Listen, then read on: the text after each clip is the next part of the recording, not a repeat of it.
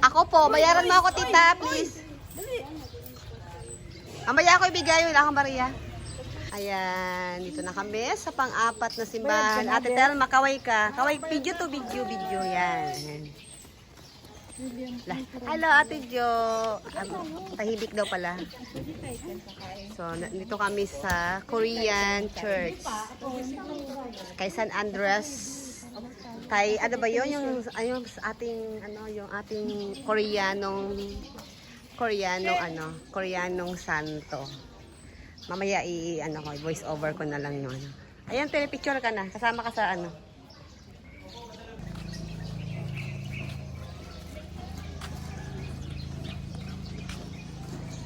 Ito na kami sa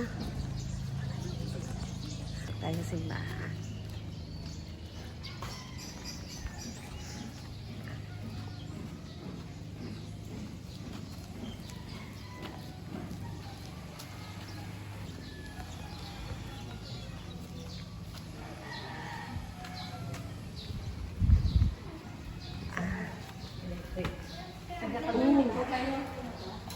Kabisin sila ng Trias. Good morning po. Ako po si Sister Rosel, Sister Josephine Anne Kim, Egon po. Ang lugar po kasi dito na pinuntahan ninyo ay nagtaglay po itong kasaysayan sa ating bansang Pilipinas. At nagkaroon po ito ng taglay na kasaysayan pananampalataya Katoliko sa bansa naman ng Korea. Dahil nga po kay St. Andrew Kim. Sapagkat ang lugar po na ito, panahon po ng Kasila ay tinatawag po itong Hacienda del Lumboy. Dominican Convent po ito noong araw. Sa po itong malawak na lupain lang, mga Dominicanong Praile. At dito po sa lugar na ito nakituloy sila St. Andrew Kim bilang kauna-unahang pari ng Korea at saka po si Venerable Thomas Che, ikalawang pari po ng Korea. Nagbabawal po ng Joseon Dynasty ng Korea ang pananampalataya Katoliko. Kaya po, pinapapatay mga Katoliko doon. Nagdais po itong dalawang ito na maging pari sa Korea. Kaya makita niyo po sa labas, may monument po si St. Andrew Kim at saka po si Venerable Thomas Che. Sila po ang nakituloy sa lugar na ito at nanirahan at nag-aral noong 1839 hanggang 1840. Samantala, hindi po alam ng Pilipinas na dito pala nakituloy yung unang dalawang pari ng Korea. Sapagkat ang alam naman po ng Pilipinas, ang lugar po na ito na Dominican Convent ay pinagtulungan po ng ating pamahalaan at ng simbahang Katoliko para po maging kasala sa batas ng araw. Hanggang sa nakita po ang increasing numbers ng mga bata. Kaya nilipat na po nila ito sa Tondo, Manila. At ang ipinalit naman ng ating pamahalaan ay bago pa lang po sinisimula na City Insane Asylum. Dito rin po unang kinupo ang mga pasyente may problema sa pag-iisip. Nakita po ng ating bansang Pilipinas na tayo pala ay walang ganitong institusyon o ospital para sa mga pasyente may problema sa pag-iisip. Kaya nakita na po na itinayo na mental hospital po sa Mandaluyong. At noong 1928, yung mga pasyente po dito ay tuluyan ng inilipat doon. At yung lupain po na ito ay tuluyan ng ibinenta ng mga Dominicanong pari sa mga residential. Kaya po naging pagkabahayan na paligid. Ngayon, hindi po alam ng Pilipinas na, no? Nalaman lang po ito ng Pilipinas noong taong 1986. Hinanap po kasi ng mga Korean Catholics saan yung lulumboy sa Pilipinas. Nakapupunta tayo ng monumento ni San Andres Kim bilang historical marker sa Pilipinas. Pagkilala dito sa lulumboy, ito po yung pinilhan at tumutop sa kanilang unang dalawang pari. Sa mga panahon po, ang Katolisismo ay hindi tanggap sa kanilang bansa. Kaya simula po noong 1986, 40 years na po, ito po ay naging marker pag-shrine St. Andrew Kim. Silang dalawang tatlong sa Lulumboy, si St. Andrew Kim. Simula na rin po yung devotion for St. Andrew Kim. Hindi naging pilgrim site na po ito ng mga Korean Catholics. Mga tour na pilgrimage dito po ang destination niya. Kaya lang tayo mga Pilipino na hilig sa Korean drama. Kaya na medyo naging sikat. Kaya naman, ang nagiging tungkulin po namin dito ay may pakilala po ng tama sa mga kapwa o Katoliko na yung pinuntahan niyo pong lugar ay may taglay pong kasaysayan sa ating bansang Pilipinas at din siya nagkaroon ng kaugnayan kay St. Andrew King sa bansa po ng Korea. Kasi po, nagkakamali po ang mga pupunta po dito, akala nila Kasi para sabi ko po yung so na-amaze ako, siyempre naiinip ko yung structure ng ano. But nakita ko, Korean Catholic Church ang nakalagay. So sabi ko, Catholic ano na rin ang ito. kaya nilagay na rin po namin doon. Kasi marami yung mga pupunta dito, akala nila Korean temple. Kasi nga po yung structure ng Pagpasok ng mga tao, akala, oh, oo nga, pag-Korean, pero bakit may cross? Pagpasok dito sa mga ano na structure sa loob ng chapel, ay, bakit may mga katolikong imahe? Hinahanap pa yun. Picture po tayo. Picture po tayo, picture tayo. Kasama natin si Sister. Ito, pakuha po kayo ng stampita.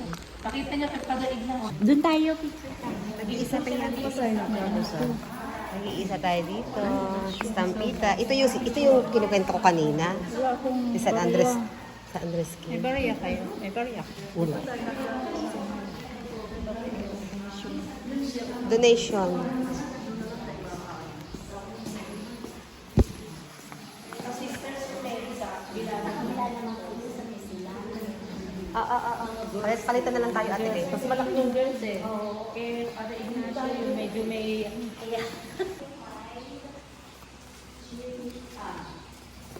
Ako po yung part kita. Ito, sa San Andres Taigon.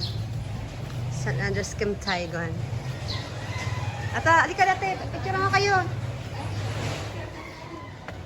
San Andres Taigon. Pray for us. San Andres Taigon. Pray for us. San Andres Taigon. Pray for us. 1840. Grabe, ang ganda ng ano dito. Super solemn and super blessed. Ang simbahan dito ni San Andres Kim Taigon.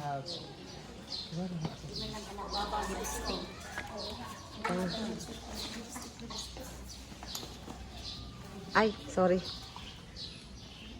Ang ganda dito. Para ka nasa Korea. Ikaw naman, ano. Ang ganda dito. Ate, Beng, dito tayo sa may ano, oh. May temple dito, ang ganda, oh. Para tayong nasa ibang bansa.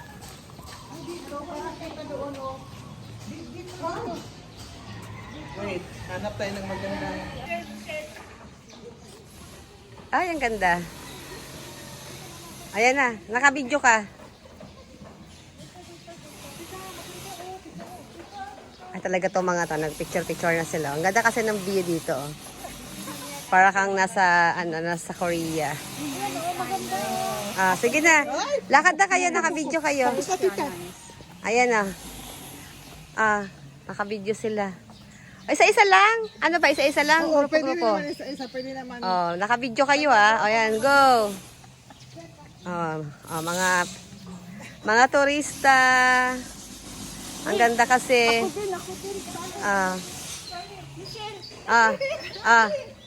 Ayan o, naka-video man to. Thank you po. Ano meron dito? Ay, prayers.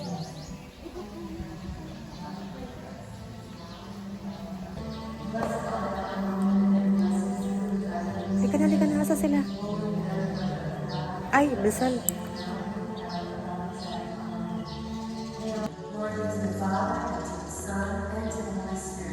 As it was in the beginning, is now, and will be forever. Amen.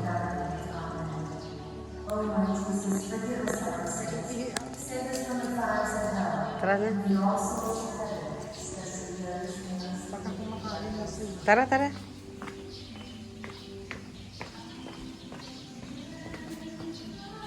Ang ganda rin dito picture, oh. Oo nga.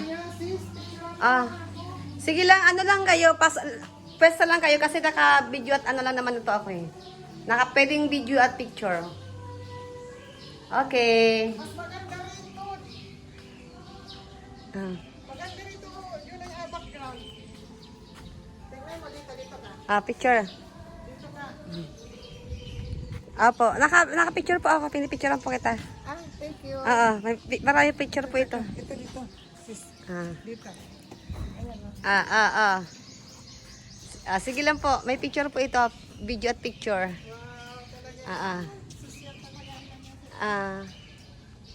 Asa na sila? Sige lang. Tayo po kayo dyan. May picture tayo dito.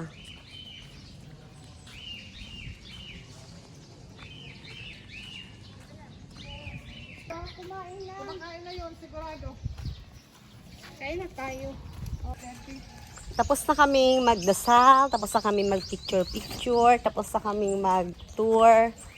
So, dito sa temple ng Korean. Ang ganda dito, grabe.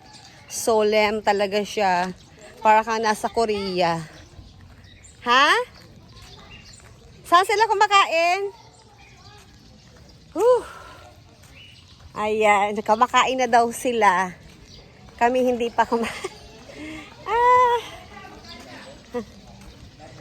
Grabe ang saya. Ang ganda ng view.